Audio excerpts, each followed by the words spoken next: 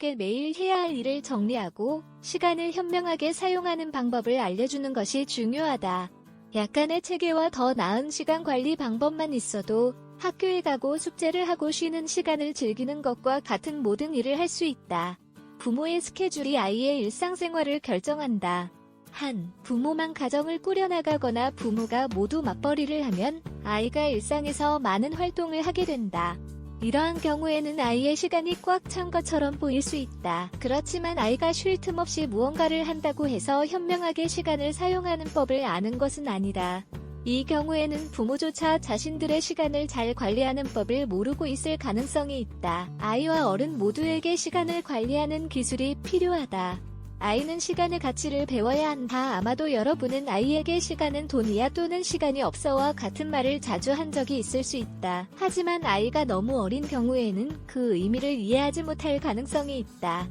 어린아이는 시간의 의미나 시간이 사람들의 삶에 어떻게 영향을 미치는지 전혀 모른다. 커가면서 서서히 오늘, 내일, 지금, 이따가와 같은 시간의 개념을 이해하기 시작한다.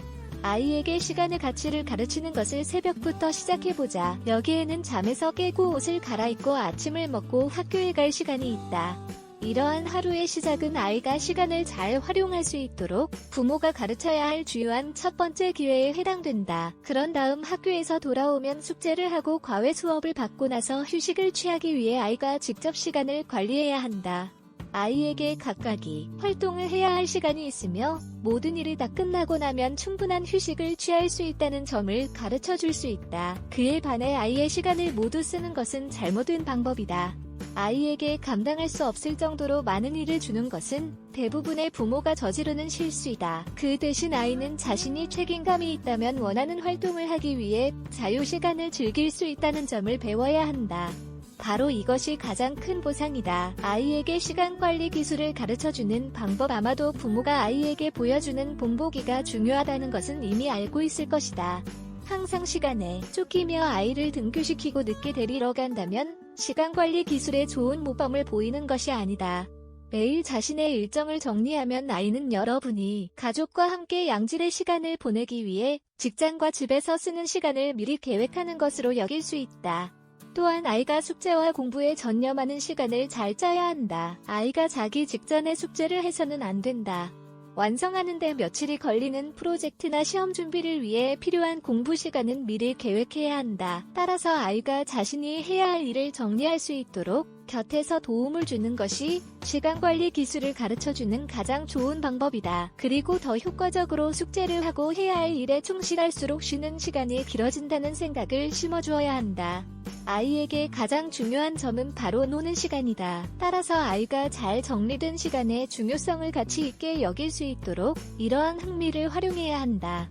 시간 관리를 위해 도움을 주자. 자유시간은 시간을 잘 관리할 수 있던 아이에게 줄 수 있는 가장 큰 보상이다. 아이가 시간을 잘 활용할 수 있도록 도움이 되는 주된 권장사항 3가지는 다음과 같다. 합리적인 스케줄을 설정한다. 아이에게는 따르는 법을 배울 수 있는 스케줄이 있어야 한다. 여기에는 놀이시간, 공부시간, TV 시청시간, 운동시간 또는 인터넷 사용시간이 모두 포함되어야 한다.